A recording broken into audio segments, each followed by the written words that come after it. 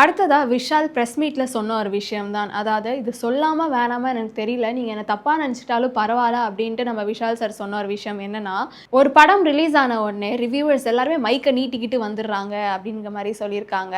And நீங்க படம் release ஆகி 2 நாள் கழிச்சு ரிவ்யூஸ் எடுங்க. இல்லன்னா ரோட்லயாவது அதாவது தியேட்டர் வாசல்ல எடுக்காம ரோட்ல போய் கூட நீங்க ரிவ்யூஸ் எடுத்துக்கோங்க அப்டின்னு சொல்லியிருக்காங்க. இவங்க எந்த இன்டென்ஷன்ல சொன்னாங்கன்னு தெரியல. ஸோ நம்ம ரிவ்யூஸ் எடுக்கிறனால அதாவது பார்க்குறவங்க வந்துட்டு ஃபுல் கதைய சொல்றாங்களா? இல்ல அந்த இன்டென்ஷன்லன்னு சொன்னாங்களா? இல்லன்னா நம்ம ரிவ்யூஸ் கேட்கறதுனால, அவங்க இந்த படம் இப்படி இருக்கு, இல்ல நல்லா இல்ல, இது நல்லா இருக்குன்னு சொல்றதுனால இந்த படம் ஓடாத காரணத்தினாலயான்னு எனக்கு தெரியல. நீங்க டிக்கெட் வாங்கிட்டு உள்ள வந்துட்டு படம் பார்த்துட்டு நீங்க அந்த மைக்கை நீங்க நீட்டிட்டு உங்க கருத்தை நீங்க சொல்லிடுங்க.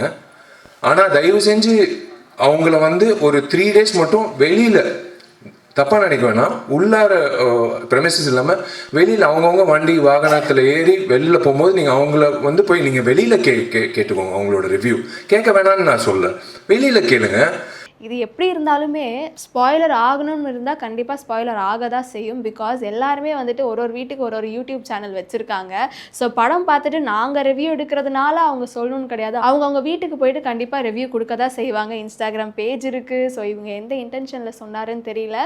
மைட் பி விஷால் சார் இதெல்லாம் யோசிக்காமல் கூட சொல்லியிருக்க வாய்ப்பு இருக்குது. அண்ட் இது மட்டும் இல்லாமல் இன்னும் சில பல விஷயங்கள்லாம் நம்ம விஷால் சார் சொல்லியிருக்காரு. என்னன்னு பார்த்தீங்கன்னா, நடிகர் சங்கம் கட்டடம் வேலையெல்லாம் வந்துட்டு சிறப்பாக போயிட்டுருக்கு. கார்த்திக் சாரும் அடிக்கடி டைம் இருக்க போதெல்லாம் வந்துட்டு அந்த வேலையை போய் பார்த்துப்பாரு. அந்த கன்ஸ்ட்ரக்ஷன் அதாவது சூப்பர்வைஸ் பண்ணியிருப்பாரு. அதன் வகையில் நம்ம விஷால் சாரும் வந்துட்டு டைம் இருக்க போதெல்லாம் அந்த இடத்த போயிட்டு சூப்பர்வைஸ் பண்ணுவாங்க.